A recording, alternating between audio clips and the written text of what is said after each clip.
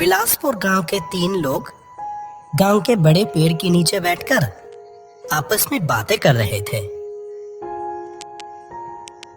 यह तो रोज का नाटक शुरू हो गया। शाम होते ही बत्ती गुल हो जाती है रोज रोज। हाँ, बिल्कुल सही कहा। पर जो भी कहो, शाम को ये मूढ़ी पकोड़े खाते खाते गपशप तो अच्छी ही जमती है। हाँ, एकदम सही बात कही। लेकिन ये क्या, शैलेन चाचा तो आए नहीं अभी तक। शैलेन चाचा से शाम को कहानी सुने बिना कोई मजा ही नहीं आता। अरे क्या बोल रहा है? वो कोई कहानी नहीं, सब सच्ची घटनाएं हैं। अरे छोड़ो यार, मुझे तो नहीं लगता वो कोई सच्ची घटनाएं हैं। क्यों, पिछली बार की बात याद नहीं? वो जो शैलेन चाचा बता रहे थे, किसी डूमगर राम की जगह पर एक कुएं में पिशाच रहता था। वो भी गला हो सकता है कहीं? इस दुनिया में आंखों के सामने जो दिखता है उसके बाहर भी बहुत कुछ होता है। वो शायद तो विश्वास नहीं करता, इसीलिए ये सब कह रहा है। तीनों ऐसे बातें कर रहे थे, तब एक बुजुर्ग आदमी वहां आ पहुंचता है। क्या हाल है? कैसे हो सब?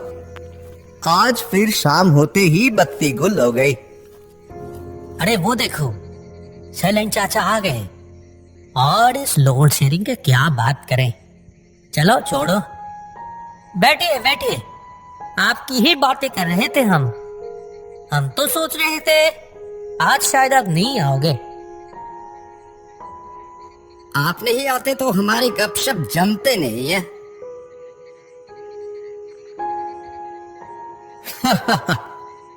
मैं तुम लोगों से उम्र में बड़ा हो सकता हूँ, लेकिन तुम्हारे जैसे जवान लड़कों के साथ बैठकर गपशप करने में मजा ही अलग है।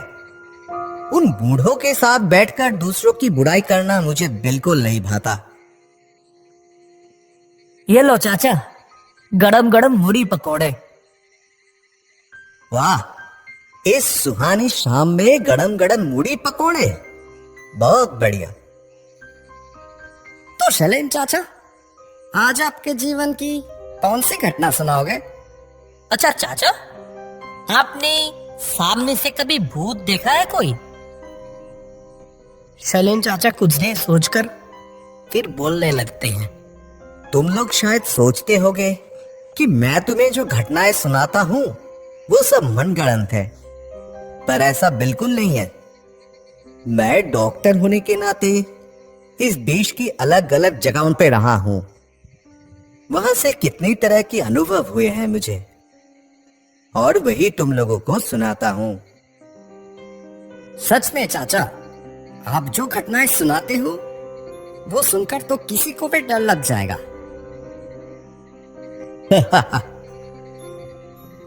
शैलेन चाचा, आज ना अपनी आंखों से देखा कोई भूत का किस्सा सुना। चलो, आज एक कुछ अलग तरह की घटना सुनाऊंगा।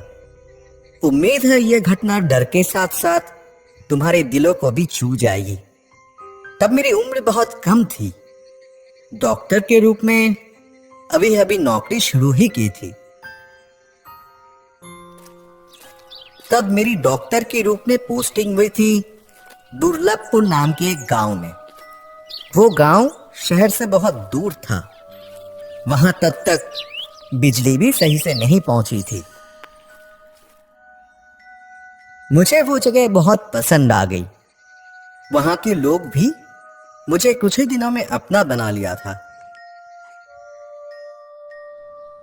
उस दिन गांव के 2 लोग मुझसे मिलने आए थे। हमारा ये गांव आपको कैसा लग रहा है डॉक्टर साहब? बहुत अच्छा है ये जगह, बहुत शांत और सुंदर है तुम्हारा ये गांव। तो डॉक्टर साहब, आपको यहाँ रहने में कोई परेशानी तो नहीं हो रही? कोई दिक्कत हो या किसी चीज की जरूरत हो तो हमें जरूर बताइएगा। हाँ, नहीं नहीं, कोई परेशानी नहीं हो रही है। अकेला रहता हूं, इसीलिए कोई समस्या नहीं है। और श्याम भैया तो है ही, खाना बना सब बनाकर दे जाते हैं। बहुत अच्छा है, कोई दिक्कत नहीं। चलो, सुनकर बहुत खुशी हुई। पर डॉक्टर साहब, आपसे एक बात कहनी थी। उस आदमी की बात सुनकर मैं बहुत हैरान हुआ। हंसते मुस्कुराते दोनों लोग कुछ ही पलों में बहुत गंभीर हो गए। तुम क्या कुछ खास कहना चाहते हो? हाँ, वो तो कहना ही है। दरअसल आप तो गांव के बिल्कुल आखिरी सिरे पर रहते हैं, इसीलिए कह रहा हूं, ये जगह कुछ खास ठीक नहीं है। क्यों? ऐसी बात क्यों कह रहे हो? आप अंधेरा होने के बाद ज्यादा बाहर मत निकलिएगा और अस्पताल से भी कोशिश कीजिएगा शाम होने से पहले ही लौट आने की। आपके क्वार्टर के पीछे जो रास्ता उस जंगल की तरफ जाती है ना, उस रास्ते की बहुत बदनामी है डॉक्टर साहब। बदनामी? बदनामी मतलब? चोर डकैतों का खतरा है डॉक्टर साहब। रात में उस रास्ते पर किसी को अकेला पा गए तो बिल्कुल नहीं छोड़ते, यहाँ तक कि मार भी डालते हैं। ये तो बहुत भयानक बात है। पुलिस कुछ नहीं कर रही? अरे पुलिस उन्हें ढूंढ पाएगी तब तो कुछ करेगी ना, इसीलिए आप खुद ही सावधान रहिएगा। अब समझ में आया क्यों श्याम भैया शाम होने से पहले ही सारा काम निपटा के चला जाता था। उस दिन उन लोगों की बातें सुनने के बाद से ही मैं बहुत सतर्क हो गया। बहुत जरूरी ना होने पर शाम के बाद घर से नहीं निकलता था और अस्पताल से काम निपटा कर शाम से पहले ही घर आ जाता था। उस दिन रात बहुत गहरी थी। आसमान काले बादलों से ढका हुआ था।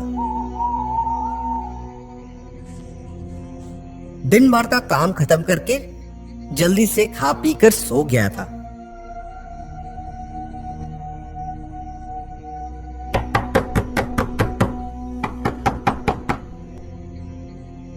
अचानक एक आवाज से मेरी गहरी नींद खुल गई। डॉक्टर साहब, सो गए क्या? बहुत जरूरी है डॉक्टर साहब, कृपया एक बार दरवाजा तो खोलिए। गहरी नींद टूटने से तो थोड़ा गुस्सा ही आया। इतनी रात को मुझे कौन बुला रहा है? मैं जो डॉक्टर हूं, ये जैसे कुछ पलों के लिए भूल ही गया था। अपने काम का ध्यान आते ही सोचा, इतनी रात को जरूर कोई मुसीबत में पड़कर मेरे पास आया होगा। ये सोचकर ही बिस्तर से उठकर दरवाजा खोला। दरवाजे पर एक अधेड़ उम्र की आदमी खड़ा था। गांव का ही कोई आदमी होगा शायद, ठीक से पहचान नहीं पाया। तुम कौन हो? इतनी रात को यहां क्या कर रहे हो? डॉक्टर साहब, क्या आप मेरे साथ अभी थोड़ा मेरे घर चल सकेंगे? इतनी रात को? हाँ डॉक्टर साहब, दरअसल मेरी माँ की तबीयत बहुत खराब है, बिस्तर से उठ ही नहीं पा रही है। ऐसा है क्या? लेकिन तुम्हारा घर कहाँ है? मेरा घर जंगल पार करके उस दूसरे गांव पे है। दरअसल मेरी माँ की तबीयत बहुत खराब है। मेरे पिताजी भी बूढ़े हो गए हैं। इतनी रात को इसीलिए मैं ही आया हूँ आपको बुलाने। पिताजी तो माँ को छोड़कर आ नहीं सकते। अपनी माँ के प्रति इतनी अच्छी भावना देखकर बहुत अच्छा लगा। मैं भी और कुछ नहीं सोचा और अपना डॉक्टरी का सामान लेकर तुरंत उसके साथ निकल पड़ा। अच्छा, तुम्हारा घर क्या बहुत दूर है? बस पास के गांव में है डॉक्टर साहब, थोड़ा दूर है पर ज्यादा वक्त नहीं लगेगा। बाहर निकलकर अंधेरे में थोड़ा चलते ही बारिश के मौसम होने के कारण काफी ठंडक लग रही थी। तुम्हारा नाम क्या है? मेरा नाम गणेश। वो आदमी रास्ता दिखाते हुए मेरे आगे आगे चल रहा था और मैं उसके पीछे पीछे। कुछ देर चलने के बाद हम उस जंगल में पहुंच गए। चारों तरफ बड़े बड़े पेड़ थे और बीच के पतले रास्ते से हम दोनों आगे बढ़ रहे थे। मुझे अंदर ही अंदर अजीब सी घबराहट महसूस होने लगी और साथ ही अचानक उन दोनों गांव वालों की कही हुई बातें याद आ गई। अच्छा गणेश, इस जंगल के रास्ते के अलावा और कोई रास्ता नहीं है तुम्हारे घर जाने का? हाँ डॉक्टर साहब, रास्ता तो है, पर इस रास्ते से जल्दी पहुंच जाएंगे। तुम्हारी माँ की तबीयत खराब है बोले, क्या तकलीफ हो रही है तुम्हारी माँ को? माँ का सर बहुत दर्द कर रहा है, साथ ही तेज बुखार है। बहुत तकलीफ हो रही है मेरी माँ को। ये समझने में कोई मुश्किल नहीं हुई कि वो आदमी अपनी माँ से बहुत प्यार करता है। थोड़े और आगे बढ़ते ही लगा जैसे दो साए हमारे पीछे पीछे आ रहे थे। यहाँ तक कि उनकी फुसफुसाने की आवाज भी सुनाई दी। थोड़ा जल्दी चलो, कोई हमारे पीछे आ रहा है लगता है। मेरी बात सुनकर वो आदमी भी अंधेरे की तरफ एक बार देखकर तेजी से चलने लगा। हम इतनी तेजी से चल रहे थे, पीछे उन दो सायों की रफ्तार भी और बढ़ने लगी। ओए, तुम दोनों रुको, बोल रहा हूं।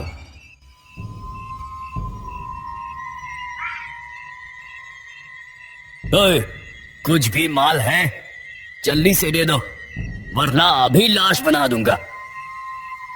मेरे पास कुछ नहीं है और जो मेरे साथ है उसके पास भी कुछ नहीं है। उसकी माँ की तबीयत खराब है, उसे ही देखने जा रहा हूँ। हमें जाने दो, मेरी माँ की तबीयत सच में बहुत खराब है। अरे मर जाए तेरी माँ, हमें क्या। क्या कहा?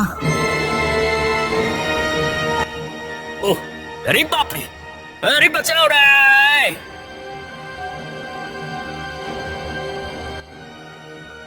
अरे ये क्या हुआ? वो गुंडे दोनों ऐसे चिल्लाकर क्यों भागे? वो शायद अपनी गलती समझकर चले गए होंगे। आप अब जल्दी से चलिए डॉक्टर साहब, बहुत देर हो गई। मेरी माँ कैसी है कौन जाने। हाँ चलो चलो। और थोड़ी ही देर में गणेश के घर पहुंच जाते हैं। वो रहा हमारा घर, आप जाइए, मैं यही हूं। तुम नहीं जाओगे अंदर? नहीं नहीं, आप जाइए ना, मैं इधर ही हूं। घर के अंदर जाके देखा, एक बुजुर्ग महिला बिस्तर पर लेटी है। चेहरे पर दर्द साफ दिख रहा था और उनके पास बैठे हैं एक बुजुर्ग आदमी। यही होंगे फिर गणेश के माँ बाप। उन्हें पहली नजर में देखते ही समझ गया कि उनकी तबीयत बहुत खराब है। मेरा परिचय जानकर वो दोनों जैसे खुशी से झूम उठे। डॉक्टर साहब, आप जो यहाँ आकर कितना उपकार किया, हम बता नहीं सकते। मुसीबत इतनी बड़ी थी कि मैं उस आदमी के बारे में कहना ही भूल गया। इस रात को अस्पताल ले जाने की समय नहीं है समझकर घर पर ही कुछ करने का सोचा। बुजुर्ग आदमी से कहा, इन्हें तो बहुत तेज बुखार है, इस हालत में तो अस्पताल ले जाना भी मुमकिन नहीं है। मैं इन्हें एक इंजेक्शन दे देता हूं, उम्मीद है फिलहाल इससे काम चल जाएगा। वक्त जाया न करते हुए इंजेक्शन लगा दिया। आधे घंटे के अंदर ही हालत में सुधार आने लगा। आप सचमुच भगवान हैं डॉक्टर साहब। अगर आप आज समय पे नहीं आते तो। आप चिंता ना करें, सुबह तक बिल्कुल ठीक हो जाएंगी। और मैं भगवान नहीं हूं, बल्कि आप इतने भाग्यवान हैं कि गणेश जैसा इंसान आपका बेटा है। गणेश? हाँ, गणेश तो गया था मेरे घर पर, जाकर बताया कि उसकी माँ की तबीयत बहुत खराब है। उसकी बात सुनकर ही तो मैं जल्दी से चला आया। गणेश आपको बुला लाया अपनी माँ के बारे में सोचकर? ये क्या कह रहे हैं आप? क्यों, क्या हुआ? इतने हैरान क्यों हो रहे हैं? वो बुजुर्ग आदमी एक पुरानी ट्रंप से एक तस्वीर निकालकर मेरे सामने लाकर बोला, देखिए तो, क्या इसने आपको बुलाया था? तस्वीर देखते ही गणेश को पहचानने में कोई मुश्किल नहीं हुई। हाँ, ये तो गणेश है। यही तो गया था मुझे बुलाने, और गणेश तो बाहर देख रहा है। मुझसे कहा अंदर जाने को, बोला मैं बाहर खड़ा हूं। क्या कह ले?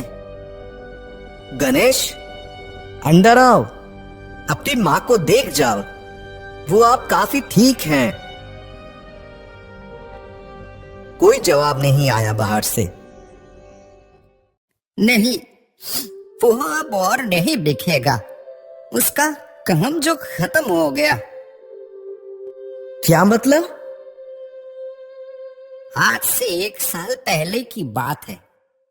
शहर से काम करके लौटते समय गाड़ी दुर्घटना में मारा गया हमारा बेटा। अपनी माँ को बहुत प्यारा था वो। माँ को कोई तकलीफ होती थी तो एकदम पागल जैसा हो जाता था। उनकी तकलीफ में वो आज फिर से आया था।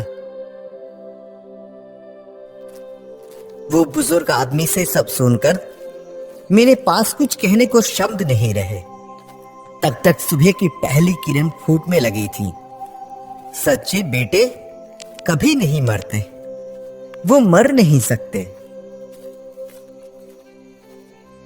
ये थी वो सच्ची घटना जो मेरे साथ उस दिन घटी थी। वही मैंने बताई। विश्वास करना या ना करना, ये पूरा तुम लोगों पर छोड़ दिया। पर ये जरूर कहूंगा, हर घर में एक ऐसा बेटा जरूर हो जो अपने माँ बाप के साथ हमेशा रहे।